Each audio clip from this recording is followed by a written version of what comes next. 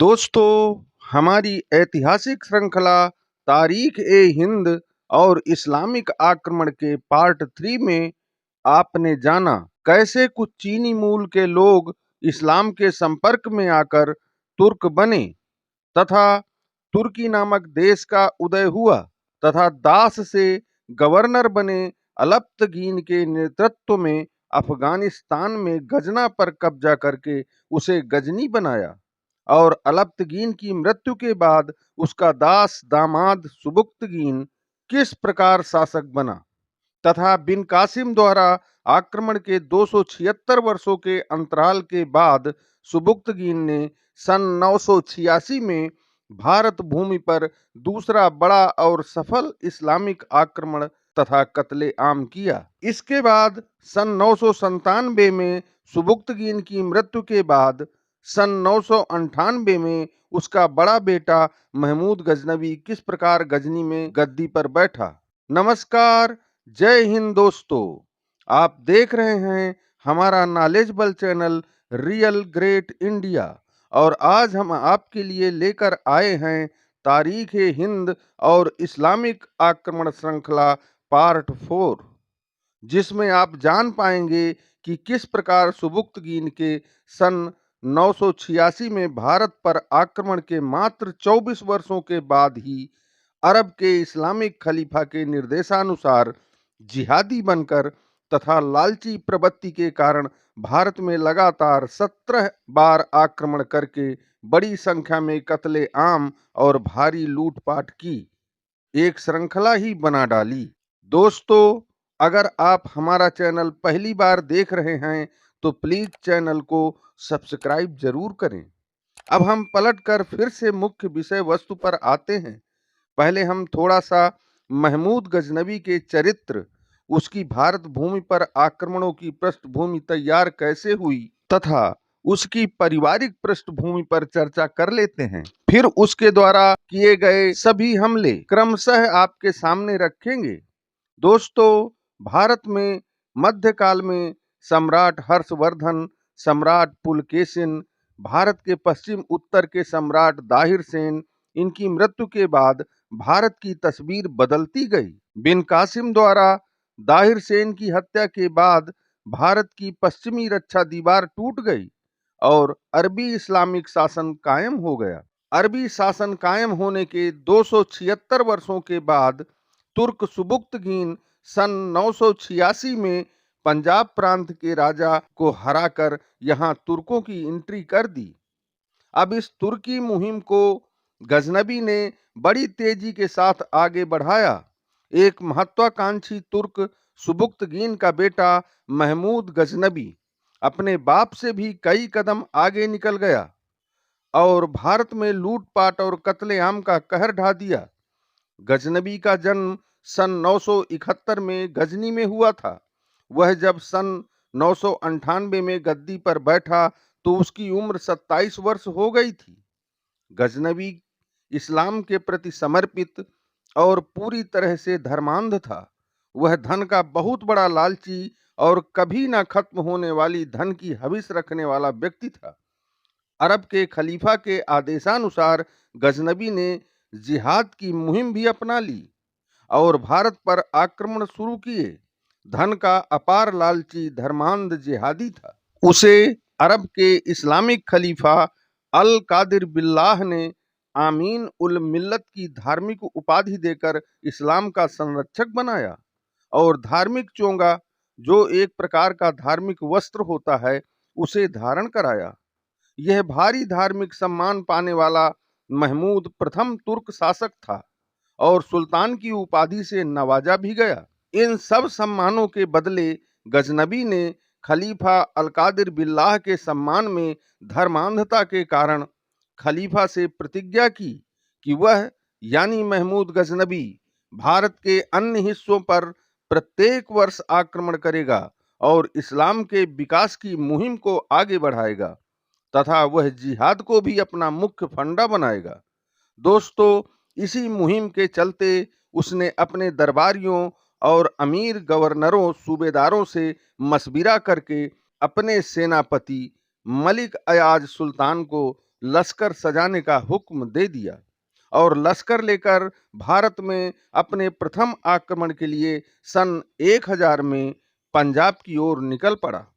दोस्तों, आपकी जानकारी के लिए बता दें कि ये मेरे शब्द नहीं हैं, मैं तो सिर्फ बोल रहा हूँ। ये सब तो पूर्व में लेखकों द्वारा लिखे गए हैं।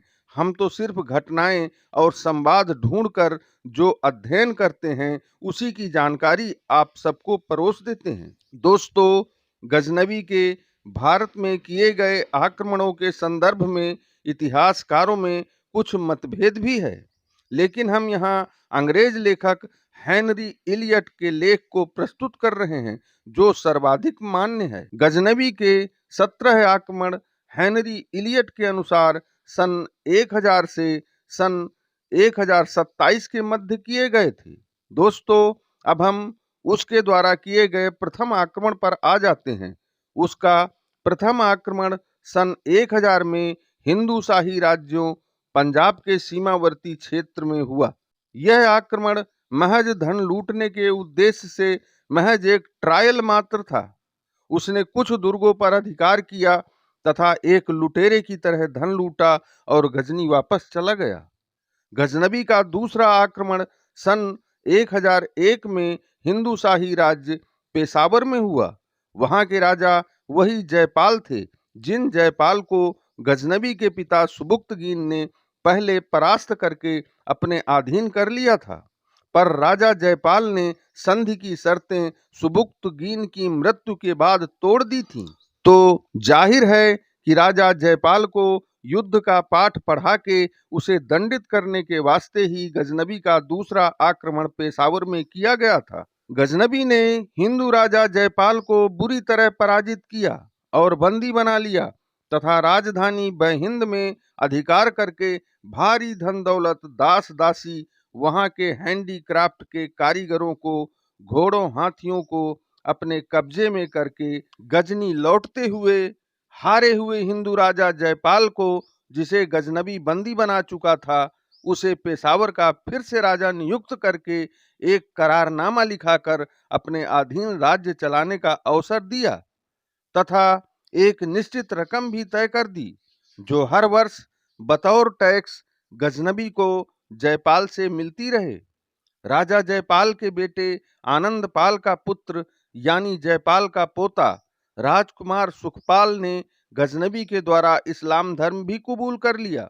गजनबी ने उसे एक नया नाम दिया, नौसा शाह, और लौटते वक्त गजनबी ने नौसा शाह बने सुखपाल को पंजाब में अपने अधीन राजा बना दिया।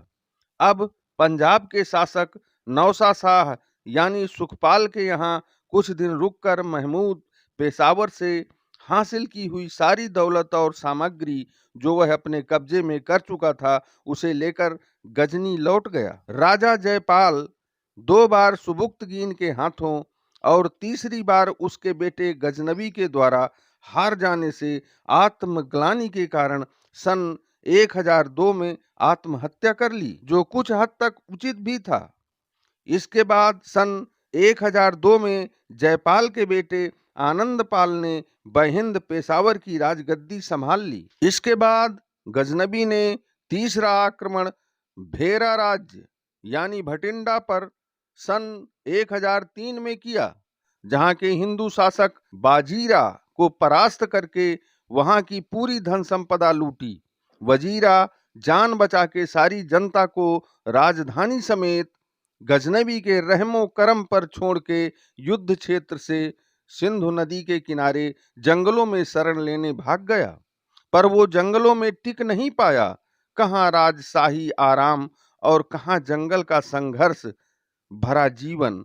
उसका मानसिक संतुलन डगमगा गया और उसने एक सरल सा रास्ता चुन के आत्महत्या कर ली। कायर व्यक्ति आत्महत्या के सिवा कुछ कर भी नहीं पाता। गजनबी ने चौथा आक्रमण मुल्तान पर किया सन 1004 में। वहां एक मुसलमान शासक फतेह दाऊद का शासन था। गजनबी ने फतेह दाऊद को युद्ध में परास्त करके अपने अधीन कर लिया तथा बहुत सा हरजाना लेकर जो उसे पसंद आया वो सभी कुछ लेकर दाऊद को अपने अधीन राज्य करने का करारनामा लिखवाकर तथा 20,000 स्वर्ण मुद्राएं प्रतिवर्ष वार्षिक टैक्स लेने को राजी हो गया। गजनबी ने पांचवां आक्रमण सन 1006 में सुखपाल से नौसा शाह बने आनंदपाल के बेटे पर किया, जिसे गजनबी ने पंजाब का शासक नियुक्त किया था। गजनबी सुखपाल को सबक देना चाहता था, वो इसलिए कि सुखपाल ने गजनबी की अधीनता और इस्लाम दोनों ही छोड़कर फिर से हिंदू धर्म अपनाकर सुखपाल बन गया था। गजनबी ने सुखपाल को युद्ध में पराजित करके पहले उसे राजसत्ता से पदच्युत किया, फिर बंदी बनाकर पंजाब को पूरी तरह अपने अधीन किया और सब कुछ लूट कर गजनी वापस चला गया। गजनबी का छठवां आक्रमण पुनः पेशावर में सन 1008 में हुआ। राजा जयपाल की सन 1002 में आत्महत्या के बाद उनके पुत्र आनंदपाल को वहां का शासक नियुक्त किया गया था और गजनबी के द्वारा कई प्रकार की शर्तें लागू की गई थीं, पर आनंदपाल उन शर्तों से मुकर गया था और यह एक महत्वपूर्ण युद्ध था, क्योंकि आनंदपाल जानता था कि ऐसे में गजनबी पुनः आक्रमण करेगा। अतः उसने इस बार एक संघ बनाया जिसमें उज्जैन के राजा परमाल, ग्वालियर के कछवाह, कालिंजर के जलचरी, कन्नौज के राठौर तथा दिल्ली और अजमेर के चौहान हिंदू राजाओं का एक संघ बनाया। इस संघ में पंजाब के खोखरों ने भी आनंदपाल की तरफ से युद्ध में हिस्सा लिया था। यह निर्णायक युद्ध सिंधु नदी के किनारे पेशावर में हुआ था। इस भयंकर युद्ध में 30,000 खोखरों ने गजनबी की सेना को तबाह करके अफरा तफरी मचा दी। युद्ध में गजनबी की सेना विचलित हो गई। तब गजनबी पीछे हटकर भागने की सोचने लगा।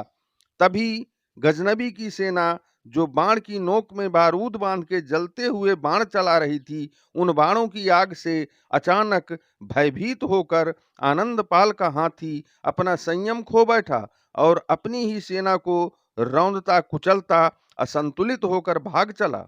उसके द्वारा होने वाली इस हरकत से आनंदपाल की सेना में भगदड़ मच गई। इन्हीं कुछ क्षणों का लाभ उठा के गजनबी की सेना हावी हो गई और आनंदपाल को इस बार दुर्भाग्यवश पराजित होना पड़ा।